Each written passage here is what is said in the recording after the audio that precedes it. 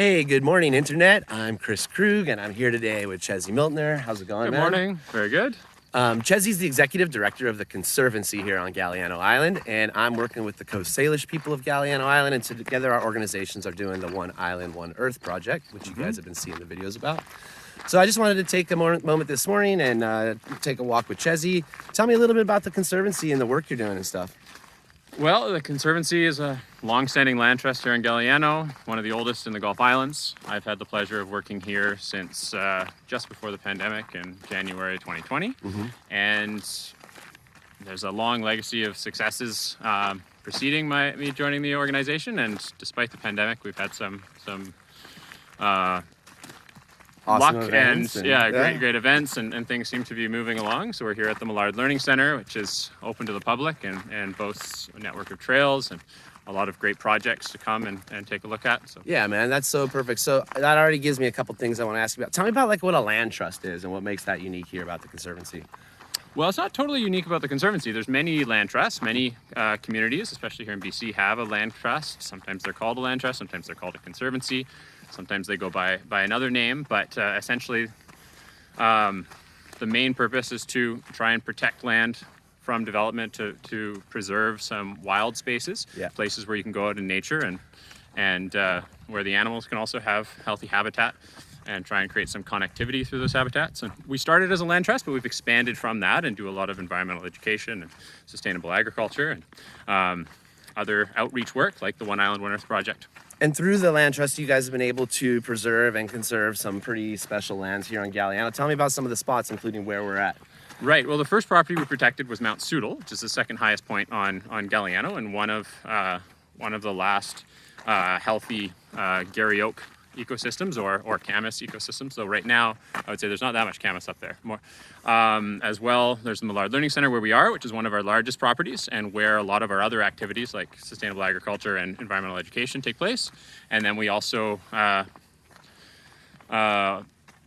manage 5 other properties, including the part of the Pebble Beach Reserve, which has crown land on either side where we also manage trails, and a couple wetlands on the island, so Finley Lake, Lachlan Lake, and the Great Beaver Swamp. Yeah, a lot well of Retreat Island. Super special spots. You know?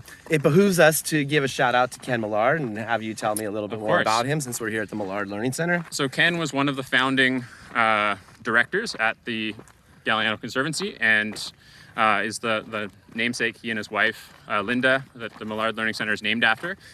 He died unexpectedly in fall of 2015, and was just a force to be reckoned with. He was a driving force behind the Conservancy, volunteered his time for 20 years or more, and is a large part of why we've been so successful and why there's such a strong foundation moving forward. Right.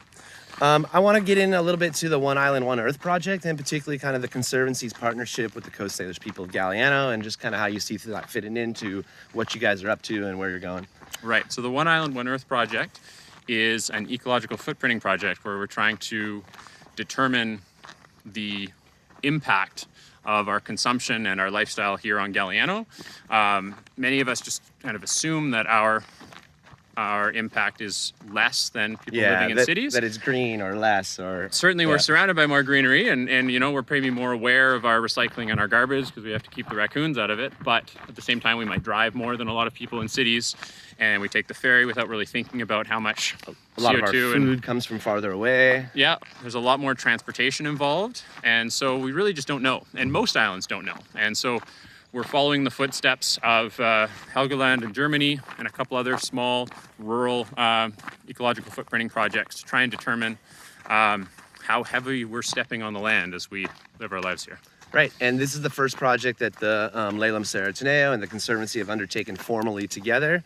Yes, so they actually reached out, or Shar Wilson reached out to me to see if we could collaborate on a marine project, and the timing just wasn't good. I'm hoping we can do something similar in the future, but it's great that this project is something that both organizations have joined together on, and I look forward to other collaborations in the future. Yeah, one of the parts I'm most excited about is you've had your media team out filming elders inside the tribe, getting some oral stories that we're going to layer together on top of this like map that's being developed, where we're going to put the data and the charts that we're collecting through the surveys together with some mapping information and some oral histories from local elders, both settler elders and indigenous elders and stuff. So that's one of the things I'm the most excited about. Yeah, I'm really excited to see those too. I'm really taking a back seat on this project. It's led by Adam Huggins and Michelle Thompson. Michelle is our One Island, One Earth coordinator, and Adam is a restoration coordinator.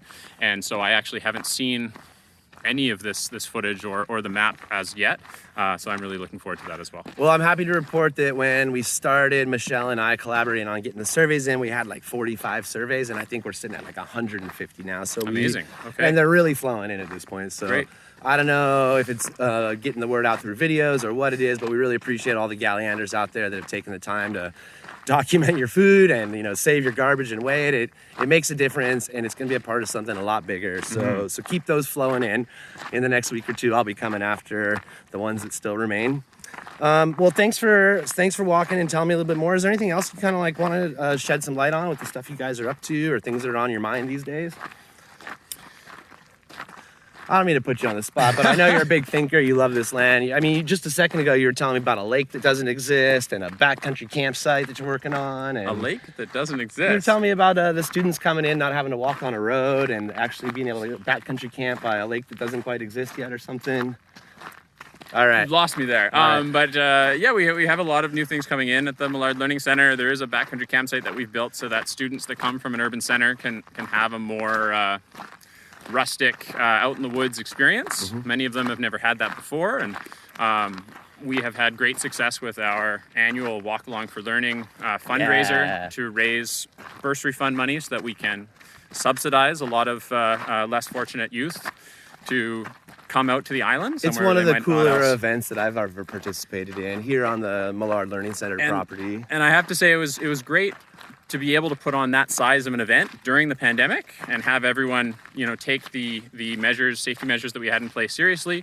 And we're very lucky to have such a large property that we can host that many people, over 200, spread out over several hours, spread out over 188 acres, and everyone can feel safe. Everyone is spaced out as needed, and just have beautiful music, beautiful scenery.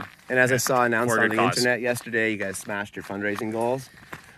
Not quite. We're at just over 28,000, unless something has changed in the last 48 hours that I haven't heard about yet. We're very, very close. So keep in mind, we did set our goal much higher than we had in a previous year, and that's thanks a lot to Family Foundation, the Zeta and Bernstein Foundation out of Ontario that did an amazing